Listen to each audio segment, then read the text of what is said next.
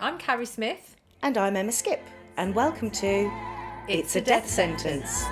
This is a podcast that takes a lighter look at the heavier things. So, if you want some of this... So somebody could have been dead for a week and end up with you.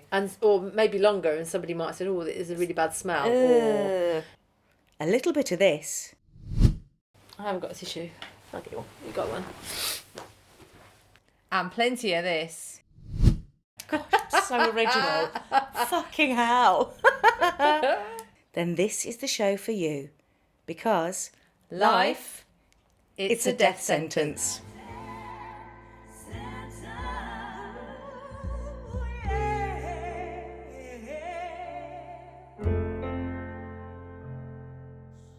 Okay, so joining me today is Nyla Sandlin. I've known you, Nyla, for very many years, probably all my adult life now. Yeah. Can you tell us a bit about yourself? I am Nyla. I am a mother of 2 daughters and 2 stepdaughters. I am a self-employed carer.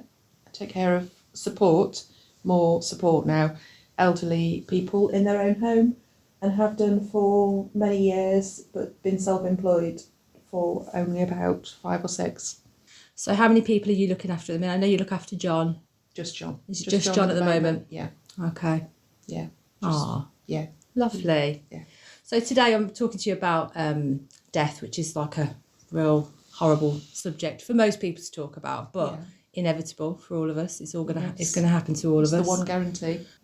You know, I'm not afraid of it anymore, to be honest. And I like to talk to people and see how they feel about it, because everybody has their own opinion and everybody's different. So when you think about death, what's the first thing you think about? My first visual is sort of being transported up to a light, because I think that's the thing that people are taught, or that, you know, when you're in school, and you do your RE lessons, that's what you're taught. So that's like the afterlife will be heavenly. Yes, if you're lucky.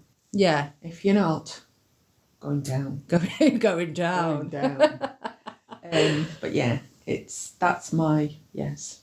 So can you remember your first experience of death, like even when you were young or as a child? It must have been a pet, but I don't remember feeling, anything really. But I remember thinking I should feel something because other people were showing signs of, distress. But I think the first person to pass away that meant anything to me, that was the closest to me as a family, was Nine, our grandmother, who's on my dad's side. And how old were you when she passed? Well, I just met Mick, and Mick was... So I would have been 19, and I remember thinking he needs to meet her because she's not going to be here for long, and she wasn't. So I must have been 19, 20 maybe, when she passed away. Okay, and did it have any impact on your life then when she passed? Do you remember feeling, No, because she was bloody horrible to me. So no. So you were relieved? I was like, Alita was my sister Alita was the golden child. And then there was me 11 months later. And then there was my brother. And then there was my sister. And it was like, Nine was like, whoa. I was only banking on one. So that's how I felt. Like there wasn't enough love to go around. Yeah. And Alita, she was always spoilt. That you could see that the love was for her. So no, there wasn't any great loss to me. Yeah. And what about after that then? What would be your next big loss? I think it was probably Uncle Peter, who's Mum's brother. And that was very sudden. He was fab, he was funny, he was great fun. He used to take us outside and play bowls on the lawn when we went to visit. Yeah, I think that must have been... there were other people who were friends who passed away, but nobody really close. So no. And then obviously the big devastating blow.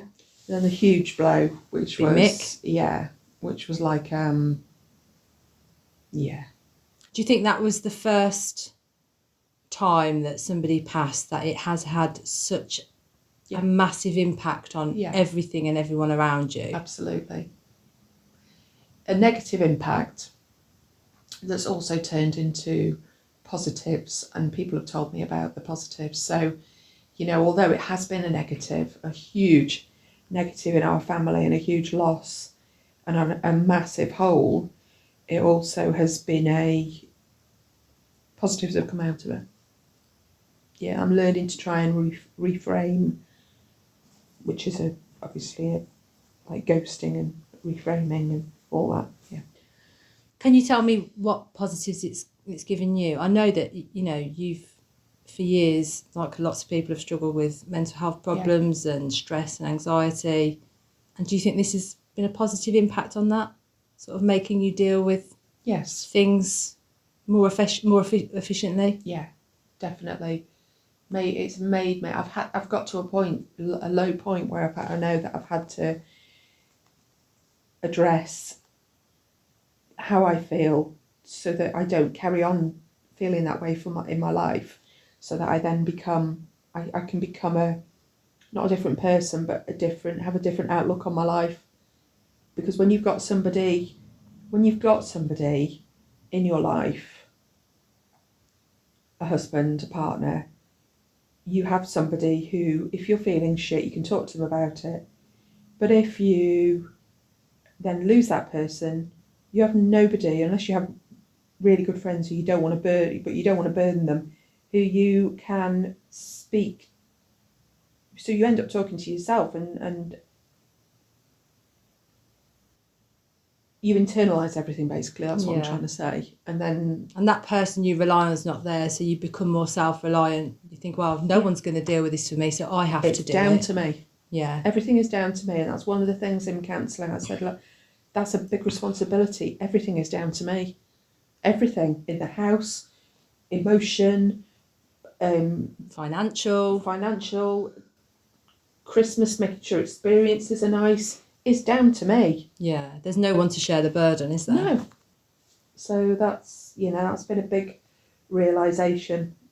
But the positive thing that has come out of it is the positivity, that although it was a negative thing, there's been positivity for other people.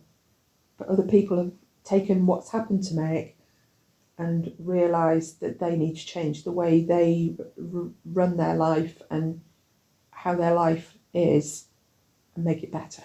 And I suppose the Mick ethos, because he was so positive. Yes. He was such a fun-loving character. Absolutely. So that continues on in people, and they go, oh, I need to be more Mick. Do you know what I mean? I'm just going to go for it. They do. So, and you could see that, you know, I was lucky enough to be there at his funeral, and there was hundreds of people there, and they have all had their own positive spin on what Mick was like. I mean, he was a funny sod. He really was.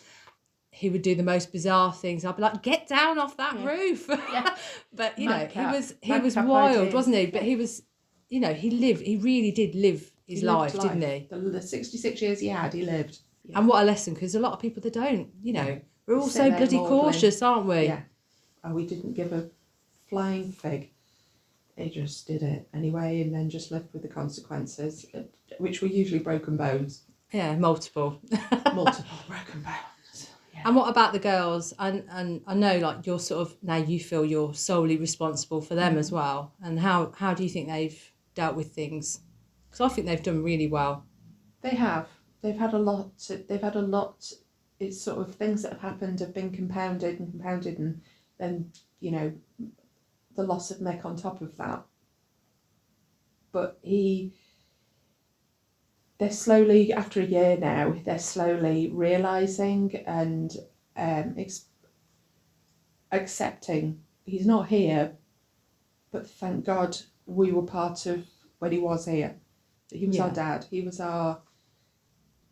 fun, but he's also made them realise that life is not, you know, just because somebody is here doesn't mean they're always going to be here. Yeah, it's not promised, is it? No.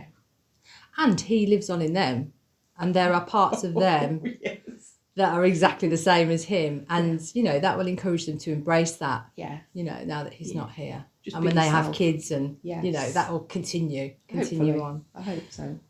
Does it make you feel more cautious about death now, about your own mortality? It does. It holds me back from, like, I love horses. I love being around horses, but I don't know that I would ever actually ride one again, because I'm very conscious that it is down to me now, and there is no choice. If you're going to die, you're going to die. Whether you're on the back of a horse and you fall off and break your neck, or you're in the kitchen making a cup of tea and something dreadful happens that you're not aware of, it's your time, and you can't do anything about that. And I've heard so many stories about people that that's happened to. Absolutely. So maybe you should go and ride the horses then. Maybe I should go and ride the horses. Taking your own advice. I'm trying. Yeah, and I know though it's a slow process, and you will get there. It's finding the right situation. I don't want to own a horse. I don't want the responsibility, but it's finding the right person who I can do it with. But also, there's a lot of things at play, isn't there? Yeah. Especially when you're at battle with your own head as well, exactly. and dealing with your emotions. Yeah. Do you think the girls are scared about you going? Are you passing? Do you think they worry about that now? I often think about that. I know that I am, but I do often think. I think Megan will do. This is going to make me fill up, because Megan's life has always been the worry that she's going to lose us, from way back as a child. I think there's a time in a child's life where they realise that, your parents are not always going to be there, and what happens when they're not. And obviously when they're a child, you are their direct person, you're their carer, and if you're not there, what happens? But as you grow up, you realise that you can be responsible for yourself. But Megan, I think, is she's never verbalised it, but I'm pretty sure she's realising, as probably Maddie is, that it's not a given that you're here until you're 90. But I don't think they would ever say to me how they feel. And do you think Maddie would cope better than Megan, or do you think for both of them? I think they're very different, Megan and Maddie, and massively different. I've always thought Meg was more sensitive, yes, definitely, and emotionally intelligent and in touch with people. Yeah. She can read how people are feeling. Very much so. I mean, I don't know Meg as well as I'd like to, but I know just from what I've observed from her. Yeah, I sort of agree. I think that Meg would find it very hard, and Maddie, but Maddie would, but she's very different. Yeah, she would put a face on it. Yeah, she would struggle with it, but she would not try and force herself through it. Yeah. Because she's tenacious as well, Maddie. She's if nothing, she's tenacious. Oh, Maddie. One word. Bless her. I mean, they are adorable, and I know that Mick's very proud of them, and I know that you are very proud of them, as you should be. Yeah. And the extended family. Michelle and Kirsty, they're all fantastic as well. Yeah. And you've got a lovely network. Yeah. Family network. Yes. Which is very lucky. A lot to be said, but that still doesn't make you feel any less lonely, does it? No. That's the thing. And it will never be the same again. Never. It's the new normal. Yeah. And this is what you have to get used to, and that's the hard thing. Yeah. I mean, what do you think happens to us when we die? I know you said earlier you think of heaven. Do you think that there is heaven and hell? Do you think there's a good place and a bad place? I think I'd like to think there is. Yeah. And then I don't believe in God, but it's somebody's choice where you go. So if you don't believe in God, do you not believe in him downstairs, the devil? No. No. I just think there is a place. Do you think that heaven is different for everybody, and your heaven would be tailored to you, if you know what I mean? Oh God, yeah. It's the life you wish you could have lived down here, up here, whichever way you're going. I want to say the thing that Alita said to me when I said about my view of heaven, but I don't know. I don't think it's appropriate. So. Oh, go on, tell me. So we were driving to, I don't know if I've ever told you this, we were driving to Coventry once to sort out Auntie Anne's house. And it was early morning, Alita would pick me up about, 7:30. I'm driving along the M6 and the sun was just coming up and it looked absolutely incredible. And I said to Alita, that is my view of heaven, and when you pass away, that's what you go towards. And she said, oh, is it? She said, no, mine is Daniel Craig standing with a hard-on, with a hopeful look on his face.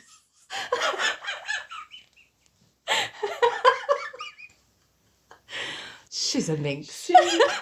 Absolutely. I was creased at that. And she ruined what a beautiful moment. Yes, she did. But honestly, every time now I see the sunrise, I see that You vision. picture Daniel Craig with a hard on. Hopeful look on his face. Oh my gosh. Oh. I'm never going to be able to look at her again in the same way. Or Daniel Craig. Oh, Daniel Craig. God, I don't like Bond. Oh, God.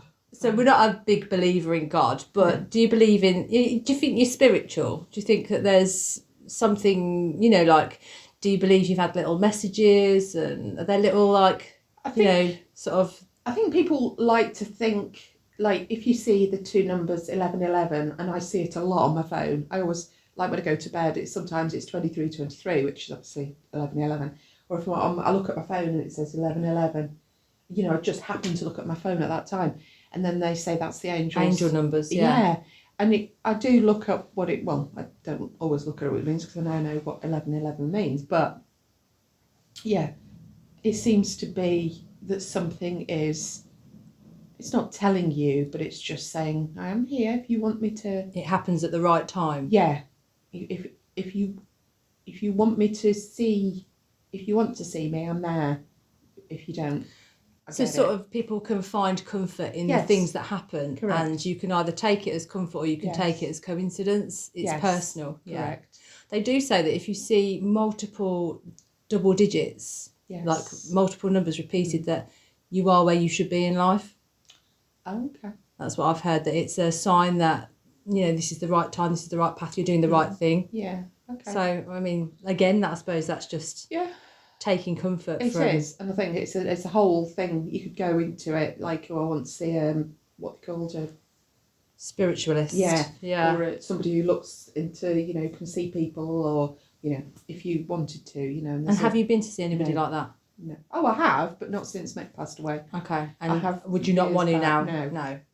And what did you think about them years ago? Did you think they were fraudulent fakes? Yeah. Yeah, I did. I think. I think again it's coincidences. I think they're very clever at reading people, and I mean I've had this conversation multiple times about spiritualists, and I have spoken to people who believe it and think yes, 100% this happened and they wouldn't have known that. So I'm on the fence. I don't believe one way or the other, but I do think that all those people who are going to those things are looking for something. They are. So again, like the 1111. The angel numbers, you can read into things what you want. Yeah. But I wouldn't rule it out just in case anyone's got a message for me. Do you know what I mean? So I'm like, I'm sitting on the fence. It's just like the whole God and the devil, I'm not a massive God believer, but, if you're there, hi. Do you know what I mean? So got anything for me. Yeah, I'm sitting on the fence firmly. I believe in both. Yes. So it's difficult. Yeah. God forbid anything was to happen to you and it all sort of went to shit tomorrow. Yeah. Is there anything that you wish you had done in your life apart from go horse riding? Got on horse. Yeah. Again, I think you're very, as you get older, you lose your inhibitions and you're very aware of your. I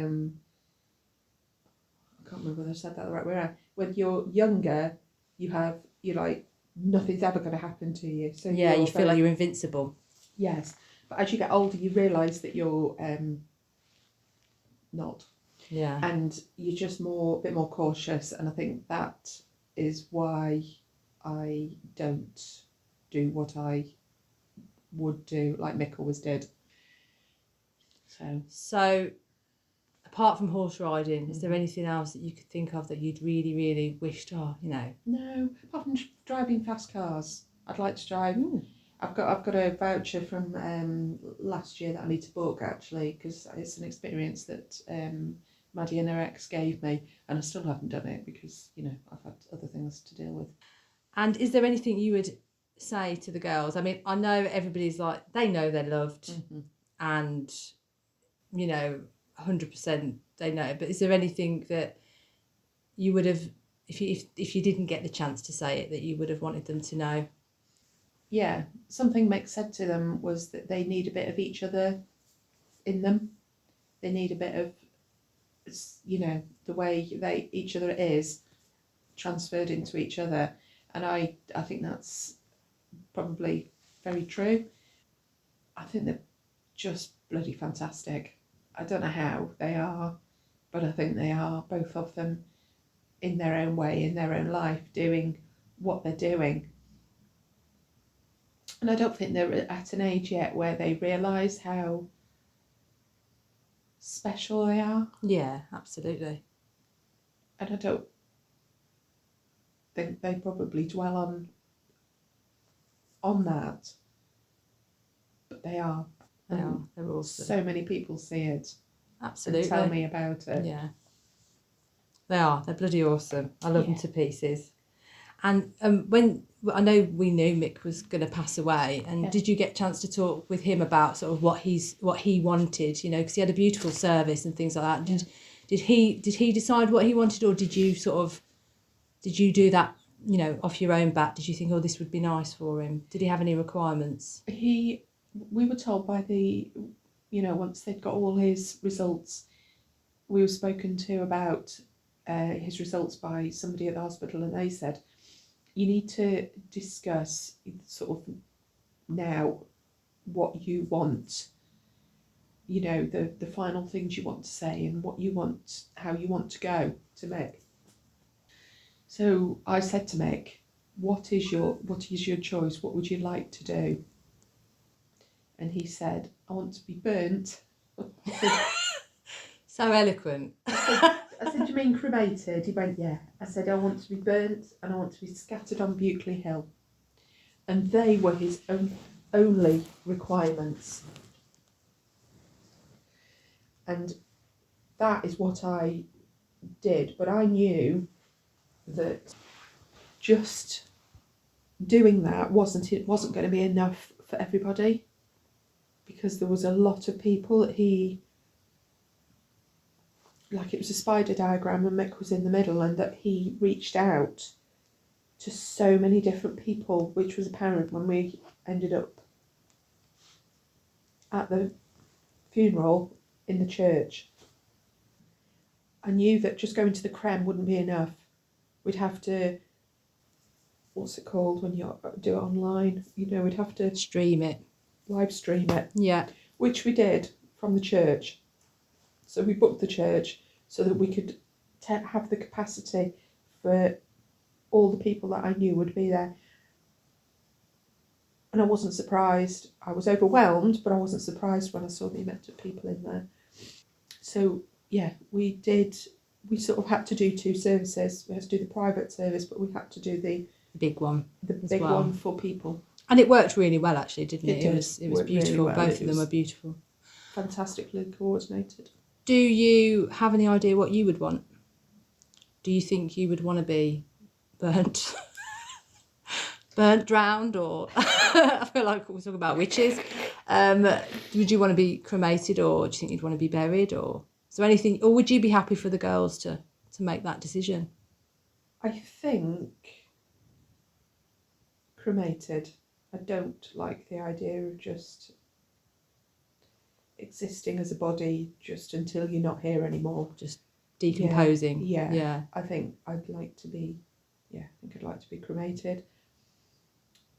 I don't think I would have as big a service as, Mick had. I just don't, but I might be wrong.